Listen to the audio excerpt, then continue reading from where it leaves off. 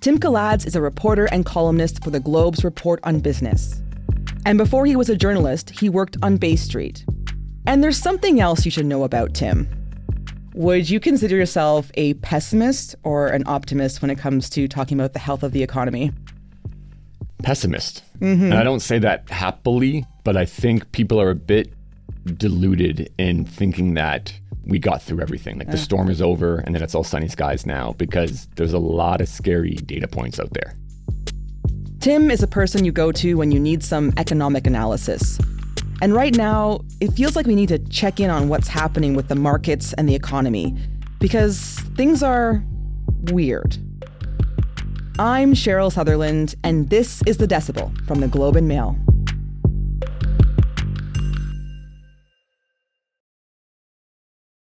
Hey, Tim, thanks for being here. Happy to be here. So, Tim, every so often, we at The Decibel kind of want to do this kind of check-in on the economy and say, yeah, we need to just check in to see what's going on. And we're turning to you this time. So can you kind of paint me a picture of what the economy and the markets are looking like right now? So there's two dynamics going on. There's what's happening in the official numbers, which is the macro view in economics terms. And then there's what's happening on the ground. And in the macro view, things are looking pretty good. Like inflation really has come down from 8% or whatever it was to, let's say, around 3%. Yeah. We still have GDP growth. Remember, this was the year that everything was supposed to be really painful. That hasn't been the case. If you look at the stock markets, which are somewhat disconnected from the economy at times, but US markets up like 20%, the Canadian market's up a bit. Like there has not been this widespread pain. On the ground, though, people who have variable rate mortgages, for instance, like they're really feeling it. And I think there's been this real question of, will the shoe drop? Like, will something hit? And we've waited so long that people have started to think, oh no, we got through it. Like we skated through it. And if things do drop, the bigger picture is strong enough in a way that it'll all be these kind of like micro pains, not something that's going to collectively hurt us all. What I'm worried about, and what I think some of the data is starting to really show, and this is not just data, it's anecdotes from CEOs and things of that sort, all those collective micro points can still add up to be something quite big. And so coming into the fall now, I think we naturally, especially in North America, the US and Canada, have this view of like a bit of a reset. Summer's over, let's get back to business, let's grow. It's like the real new year. Yeah, yeah. And it might actually be the opposite. All that pain we were talking about before might hit in our like North American New Year. Okay. I want to pick up on something you said earlier there, because last summer we were talking about how a recession might be around the corner. And it doesn't seem to have materialized. And there's been a lot of talk of this elusive soft landing, which is like where the central banks cool the economy without causing a painful recession for people like you and me. So is this what happened here? So far, it looks that way. Okay. And I think people are getting extremely excited about that. And they should. Like it's been legitimately not that bad. Yeah. But what I think we've lost track of is that the recession may not be passed by or gone. It might just be deferred. Okay. And so I think everybody feels like they can exhale. Everybody wants to exhale. Whereas I'm more like Whitney Houston and waiting to exhale. We're waiting to exhale. It's like the premature exhalation. Exactly. And I know that it sounds so negative and, people kind of want to move on. Yeah. But it just does not, there isn't proof that we can just yet. Okay.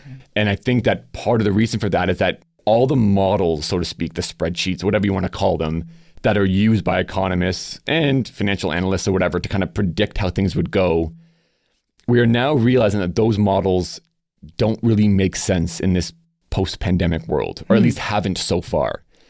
And there's actually a pretty obvious reason for that. It's almost like it's so obvious that we're blinded by it, okay. Which is that we had a crazy amount of stimulus money. We literally flooded the market with cash. At the end of the day, that's what it really boils down to. And for the longest time, coming out of the financial crisis, the 2008 financial crisis, the US in particular did the same. But it didn't really have this massive effect. Like inflation stayed really low. And so there was this view that maybe, flooding the market, flooding the economy with cash doesn't actually have as much of an effect as we thought it did. What we're realizing now in this round, because it was so quick and so forceful, It actually has. And so, there's been a bit of research now that's come out and said, well, we've had, 5 percentage points of rates increases. Like, how is this not dramatically slowed the economy or created this recession that everybody thought was going to happen? And then this early research is showing that really the first kind of 3 percentage points of that increase was actually just getting the economy back to like a neutral state in this post-stimulus world. Tying that now into where we are and why I can't exhale just yet, some new numbers came out from the San Francisco Fed, which is a branch of the Federal Reserve, the central bank in the US. And they showed that they estimate that the amount of excess savings in the US was likely to run out or be finished by the end of Q3, which is the end of September. And to put that in context, at the peak, estimates have shown that the amount of excess savings was 2.1 trillion in 2021. Okay, so let's connect the dots here. Can you give me an example of how government stimulus can have an impact on the markets? There's multiple ways. The biggest I can think of would be just the fact that, one, like we've been talking about, there's more money to be spent. The second element of it, and this ties into what we've seen with inflation, is that in these times, no one really knows what things should cost anymore. I'd say this all the time. Like, I go to No Frills, okay, which is like the discount grocer in Toronto. Because I'm not paying more for Kraft peanut butter, my staples are my staples. And I go and like every week bread costs a different amount of money. I'm like, how is this possible? Like, I get that there are pressures and whatever, supply chain, whatever, but you can't have bread swing like $1 in a week. Like, that does not make sense. And so the weeks when it's more money, you're just like, whoa, I'm not going to go shop around. Like, I'm not going to care about an extra dollar or whatever. And you multiply that across like multiple types of goods, and people will just pay more. And if you have excess cash, which a lot of people have had until very recently, you don't really care. Like, it's annoying, but you don't care. And so tying this back to the markets, how it really impacts companies is that it can increase their profit margins. Interesting. Because maybe, yes, their costs have gone up a little bit, but we don't really know how much. Meanwhile, there's more elasticity is a term, but they can fluctuate the prices because we're less discerning about our prices. Like, they're getting away with maybe higher prices that maybe previously we would have kind of said, hey, wait a minute, what's going on here? Yeah, exactly. And in Canada, we always talk about grocers and the necessity things, but it's the same thing with restaurants, right? Like, we don't really know what it costs restaurants for their food items, And what drives me nuts now is you go to a restaurant, like appetizers are like $22, and you're like, what? No, like, this is cauliflower, that's been dressed up kind of nice. It's got a good sauce. Yeah. And people will still pay it. Like, so nobody has been forced yet to lower prices. So that boosts margins, profits, whatever you want to say. And then tying that back to the market is that, if you're making more money, the stock's going to go up, Okay. So is the stimulus the reason why it's been so hard for like economists and central banks to predict what's going on right now? It's a huge factor in it.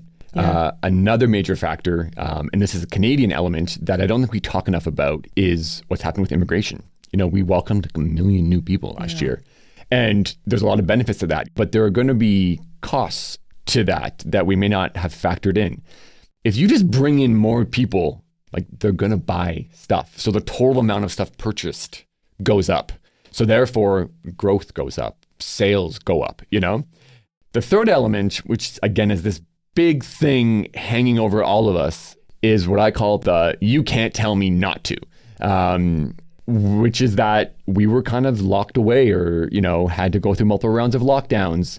And you're going to take that extra vacation because it's like 2 or 3 years of your life that you kind of missed. And I think, this is personal opinion, but I think that some of it isn't even like conscious to us. It's this subconscious like urge. I'm like, I got to get out, So you take that vacation or you spend the $22 on the appetizer because you're like, I'm with my friends. I don't care, It's this real like intrinsic urge that will probably erode over time as we return to more normalcy. We'll be right back.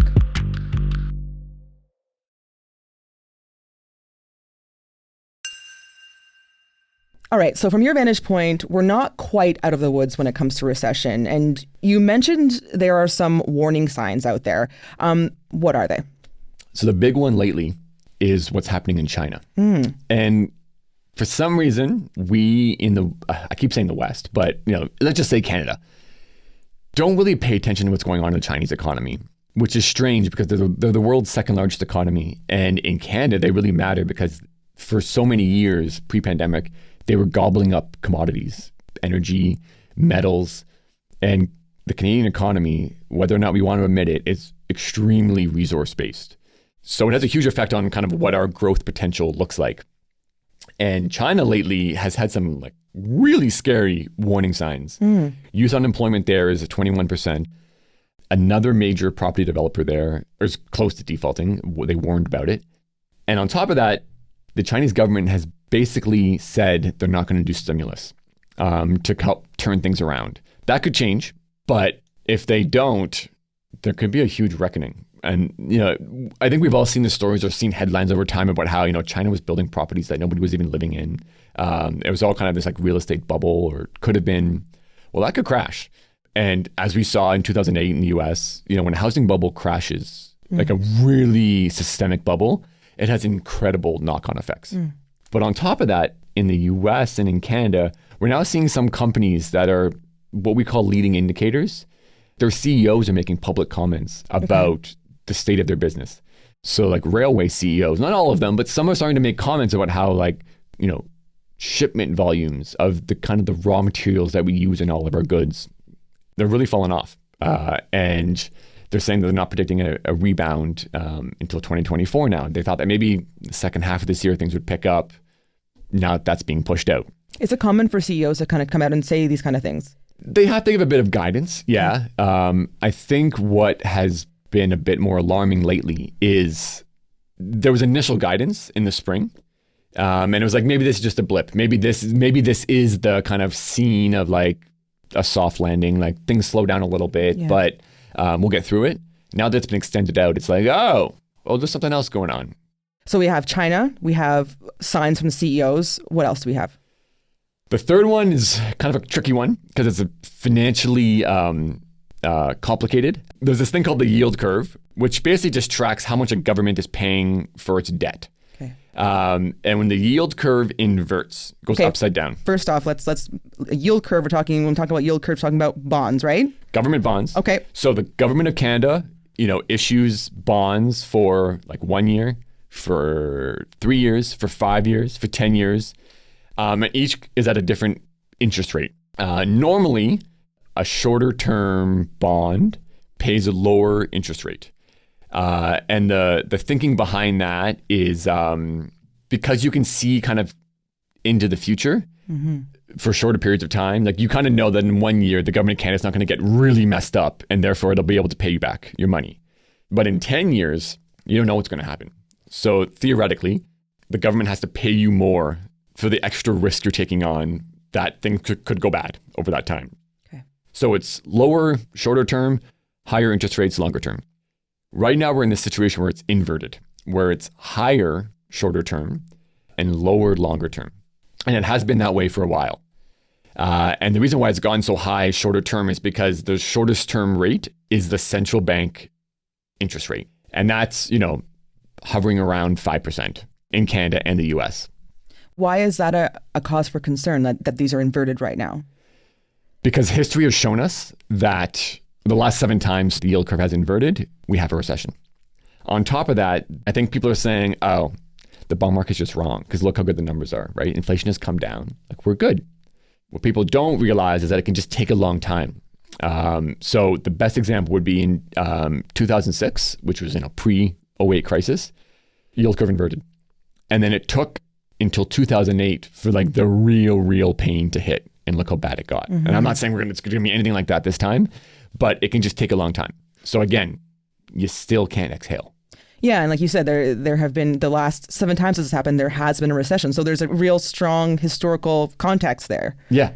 And one thing I really wanted to stress is that recessions don't have to be these big, nasty, horrible things like the '08 recession. So our norms are warped by what has happened in the last 15 years. And so people think that like, oh, the numbers show like we're not going anywhere near '08, and that's a good thing. So then they kind of write it off and move on. Whereas like, no, you could still have a mild recession that can still be painful enough, and we'll have to muddle through for a while. So, that is more my message. Like, I don't want to be a doomsayer or whatever, but don't think that, it's '08 or nothing. Okay. Yeah, that's a good point to make. Just to wrap here, Tim, I'm going to do the very annoying thing where I'm going to ask you to predict the future, or at least, give us your educated guess here. So, because since you watch the markets and, you used to work on Bay Street as well, and you have a deep understanding of the economy, we love to get your take here. So what are the odds that we will have a recession? I'm going to go with like 80%. Like, I think there's going to be pain. That's high. And I'll give more reasoning for this so that I don't just seem like some blowhard out here on a limb being like, yeah, what I say matters.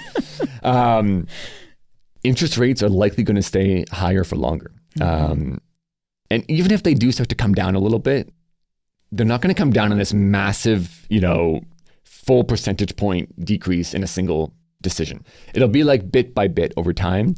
So, if they're at like 5 now, it might be like 4.75 and 4.5, but that's still high, And so, in Canada, the big thing is that we have all these people with mortgages that are going to renew, and that's going to be a huge bite. Tied to that, using an anecdote again, which you're never supposed to do, but I hear them so often now. I think people have really been trying to hold on and just manage it. It's like, okay, if I can just make it to the fall, rates will fall, and therefore it'll be a bit easier. Yeah. That's not going to happen. And so I think you're going to start seeing people having to make like real life decisions. And for a while, you maybe, if the money was tight, you could go get a new job that paid a bit more, and therefore you kind of like were able to kind of make it all work. It was like whack-a-mole, right? Mm-hmm. You're just moving things around. I think what people forget is that when you're in a downturn, and again, maybe not a severe downturn, but any downturn, everything is related in the opposite fashion. So like, when things are going up, everything kind of feels good together. When it's going down, maybe the unemployment market gets a bit worse. So therefore, you can't find a new job. Or even at your current job, they're like, no, we're not giving raises anymore because our sales have gone down because the economy's weakened, So therefore, it can force you into making different decisions. And I think that right now, we aren't appreciating that enough. Tim, I appreciate this reality check. It may not be super rosy, but I do appreciate it. Thanks so much for being here. Always happy to give the real talk. That's it for today. I'm Cheryl Sutherland. Nagin Nia is our summer producer. Our producers are Madeline White and Rachel Levy-McLaughlin. David Crosby edits the show. Adrian Chung is our senior producer, and Angela Pacenza is our executive editor. Thanks for listening, and I'll talk to you tomorrow.